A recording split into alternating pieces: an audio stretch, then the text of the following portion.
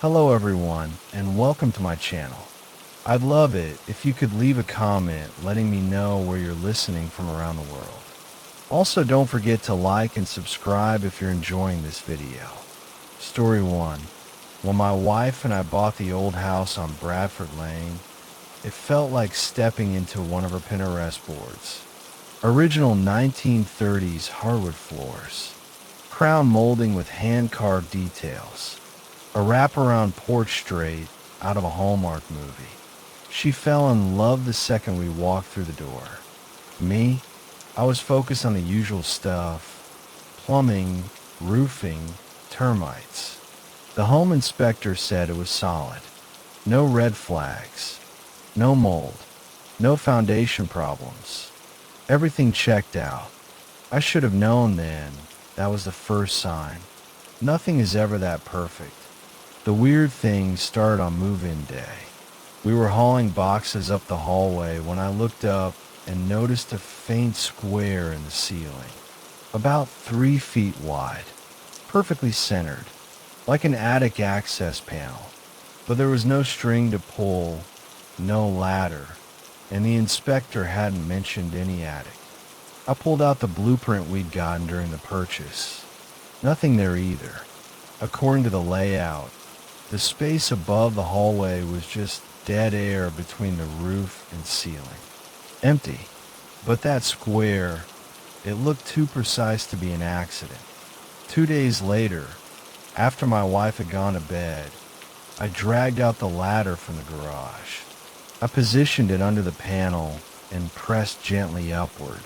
It opened, just like that. No creaking, no resistance. But as soon as it did, a wave of hot air rolled down over me, stale, metallic, and thick like the inside of an old radiator. It smelled wrong, like rust, and something dead had been stewing up there for years. I climbed up slowly, my flashlight already flickering like it didn't want to go any further. What I saw shouldn't have been there.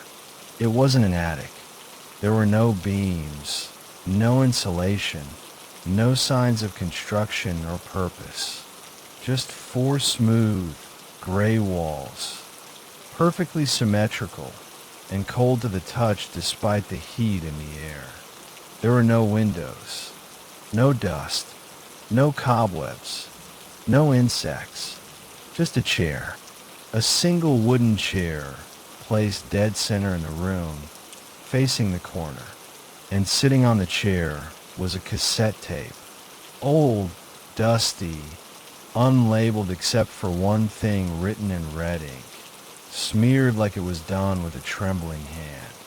Do not play after midnight. I stared at it for a while.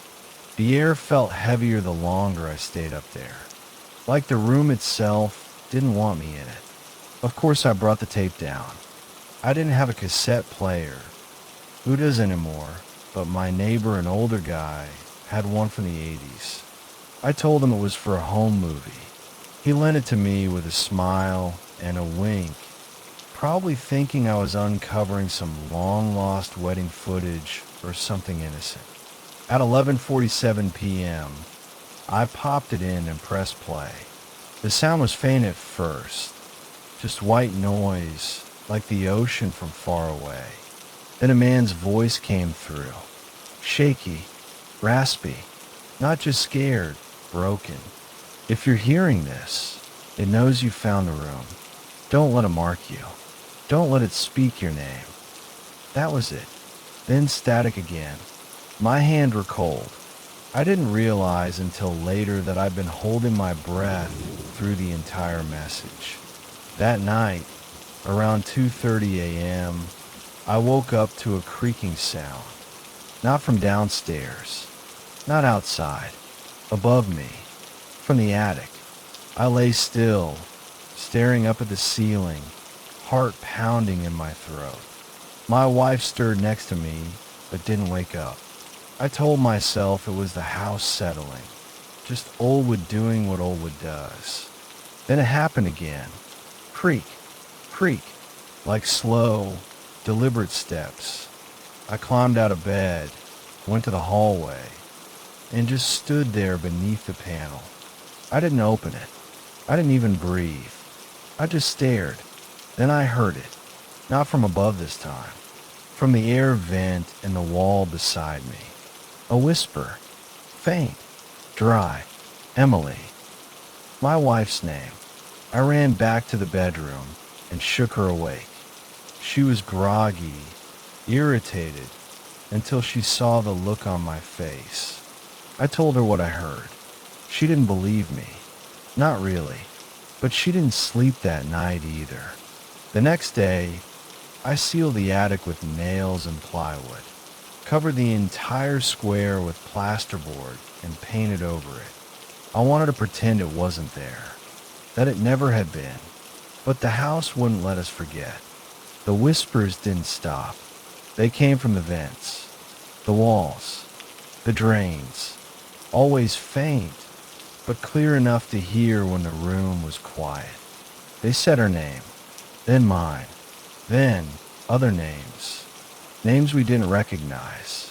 My wife started sleeping with headphones in. I started sleeping with the lights on. Neither of us said it out loud, but we both knew we were being watched. On the 6th day, she found something on the kitchen table. A tape. A second one. This time it wasn't dusty.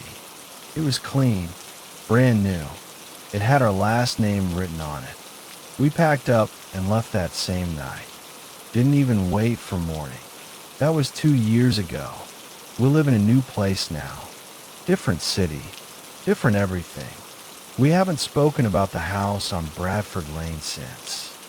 But last week, my daughter, 5 years old, never even knew about that house, was coloring in the living room.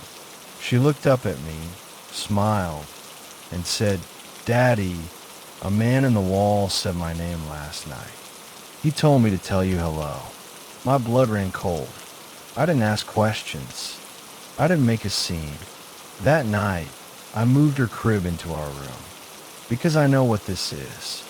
And somehow, it followed us here. Story 2.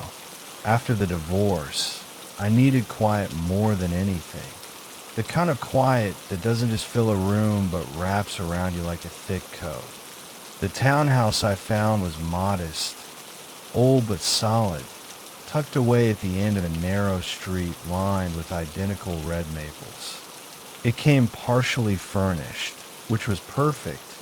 I didn't have the heart to bring anything from the old house. In the guest room, there was a tall, freestanding mirror, Victorian style, thick walnut frame, ornate carvings of vines and faces that looked worn smooth with time. I didn't think much of it. It stood silently in the corner, angled just enough to catch light from the window during the day. I never used the guest room anyway, not until my sister asked me to take care of my nephew for a weekend. Ethan was 7, curious, sensitive, and smarter than most kids his age. He was quiet when I picked him up, but he smiled politely and thanked me like a little gentleman. That first evening, he explored the house with wide eyes, touching everything like it might come to life. That night, I tucked him into bed in the guest room, gave him a glass of water, and left the door cracked open. Nothing strange, nothing at all. The next morning, he looked different, pale, hollow-eyed. He was still wearing the Spider-Man pajama shirt he loved, but it looked limp on him, like the color had drained out of everything. "You okay, buddy?" I asked as I served him cereal. He stirred the spoon around slowly. Then, without looking up, he said, "The man in the mirror doesn't blink when I do." I laughed, not cruelly, just the way adults laugh when they think a child's made a mistake. Must have been a dream. He looked up at me then, and I'll never forget that expression, like he wasn't sure if I was joking or lying. That night, I checked the guest room myself, just to be sure. The mirror stood where it always had, facing the bed. I walked up to it, looked at my own reflection, blinked deliberately. My reflection blinked back. I felt stupid, watching myself, like maybe I was the one seeing things. But I moved the mirror anyway, dragged it across the room so it faced the wall instead of the bed. I didn't tell Ethan. He slept better the second night, or so I thought. On the third day, when I went to make the bed, I found the mirror turned back toward the room. No one else had touched it. Not Ethan. Not me. I started noticing things then. Small things. A shift in the air when I passed the guest room. A faint metallic smell, like old coins or blood, drifting through the hallway. One evening, I caught a glimpse of myself in the mirror's reflection as I passed the door and froze. There was someone standing behind me, just barely out of focus. I turned fast. No one there, but the feeling lingered. That prickly pressure on the back of your neck like you're being watched. I told myself it was stress, work, the divorce, the silence. But then it got worse. One night, I stood in front of the mirror again. I had to. Something in me needed to know I wasn't going insane. I stared at myself. Only, I wasn't staring back. My reflection was smiling. Slowly, deliberately. A smile I wasn't making. The muscles in my real face were locked still, but the one in the mirror grinned. I backed away, heart hammering, sweat cold under my shirt. Then it raised its hand and waved. The kind of wave you give someone at the airport when you know you're never going to see them again. I grabbed a hammer from the kitchen drawer, ran back into the room. I didn't even think. I swung hard at the glass, expecting it to shatter, to rain down like every broken mirror does in every horror movie ever made. But it didn't. The surface rippled, like water, a slow, shivering movement that made my stomach turn. My reflection leaned forward, closer, clearer. I could see every vein in its eyes, every line around its mouth. It whispered, "You can't break what's watching." And then it was just a mirror again. Silent. Still. I carried the damn thing out to the curb the next morning. Put on the pile for trash collection. It was heavy. Heavier than it should have been. I didn't care. I wanted it gone. I didn't sleep that night. Couldn't. And the next morning, the mirror was gone. I tried to move on. Cleaned the guest room. Kept the door shut. I didn't say anything when Ethan refused to visit again. I understood. Then, 3 weeks later, there was a package on my doorstep. No label. No tape. Just a plain brown box. Large and square. I opened it on the porch, thinking it was something I had ordered and forgotten about. Inside was the mirror. Not just a mirror. That mirror. The same carved edges, the same dark wood, completely intact. But something was different. This time, there was no reflection. I looked in. I should have seen the porch behind me, or the door, or the sky. But it showed nothing. Just blackness. Not a shadow. Not glass. Like it was no longer a mirror at all. Like it had become a window, or a door. And something on the other side was watching me. I closed the box, dragged it to the basement. It's still there, covered, hidden. But sometimes, when I walk past the basement door late at night, I swear I hear something tapping, softly. And once, I could have sworn it said my name. Story 3.